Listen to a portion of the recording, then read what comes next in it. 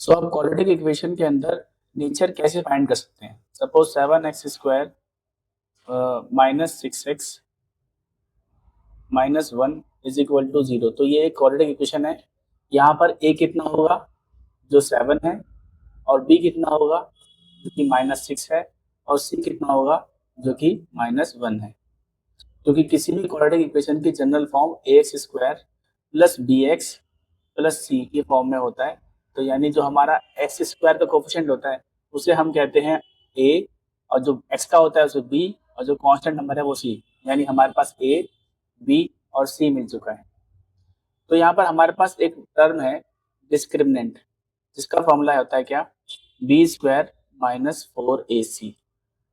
ठीक है, यानी हमारे पास तीन कंडीशन है। हम b² माइनस 4ac का आंसर निकालेंगे।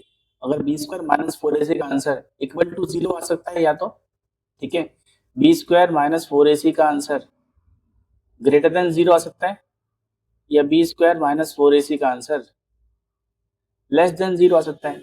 इन तीन के अलावा कोई पॉसिबिलिटी नहीं है जो हमारा डी का आंसर निकले।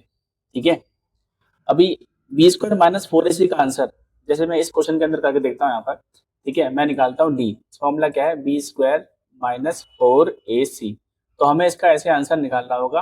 अभी b² का मतलब क्या हो रहा है हमारे पास, -6 का स्क्वायर, ठीक है, एंड -4ac 7 इंटू -1। तो ये हो गया 36 पॉजिटिव में, एंड 4 7 जा और माइनस में से किया तो माइनस, प्लस का 28। अब इसको प्लस किया तो हमने आया 64। ठीक है, तो क्या ये 0 से बड़ा है, यानी ये इस कैटेगरी में फॉल हो रहा है। तो इसका नेचर क्या होगा, two distinct real root, two distinct real roots. अब इस डिस्टिंक्ट रियल रूट का मतलब क्या है, तो जो हमारे यहाँ पर x की वैल्यू आएंगी दो, वो दोनों क्या होंगी, अलग अलग होंगी। एक 3 है तो एक 5, सेम नहीं होंगी। और अगर 0 के बराबर आ गया तो हम बोलेंगे क्या, two equal real roots, two equal real roots.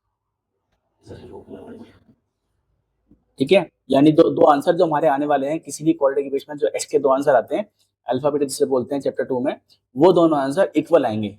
यानी अगर x की वैल्यू 4 आई है तो दूसरी भी 4 आएगी। वो कब आएगी, जब b² minus 4ac equal to 0 हो। अब लेस देन 0 हो तो नो रियल रूट कह सकते हैं हम लोग क्या बोलेंगे, no real roots, no real root. तो ये तीन नेचर है किसी भी क्वाड्रेटिक इक्वेशन के, ये तीन नेचर होते हैं जो हम बिना जीरोज यानी बिना रूट्स को फाइंड करे कर सकते हैं, अगर हम डी निकालना जानते हैं, डिस्क्रिमिनेंट निकालना अगर हम जानते हैं। ठीक है, जिसका फॉर्मूला क्या है, b² minus 4ac equal to 0। या तो 0 के बराबर आएगा, या 0 से बड़ा आएगा, या 0 से छोटा आएगा। तो जो जो सिचुएशन आएगी उस हिसाब से हम इसका नेचर यहाँ पर बताते रहेंगे। ये नेचर है, ये नेचर है, और लास्ट में लिख देंगे। अब यहाँ पर हम क्या लिखेंगे, एज जो हमारा डी जो है वो क्योंकि 0 से बड़ा है, तो यहाँ पर हम क्या लिख देंगे, सो नेचर क्या है हमारे पास, टू डिस्टिंक्ट रियल रूट। तो ये हम नेचर यहाँ पर मेंशन कर देंगे। ये टू डिस्टिंक्ट रियल रूट्स हैं इस क्वाड्रेटिक इक्वेशन के। आई होप आपको क्लियर हुआ होगा।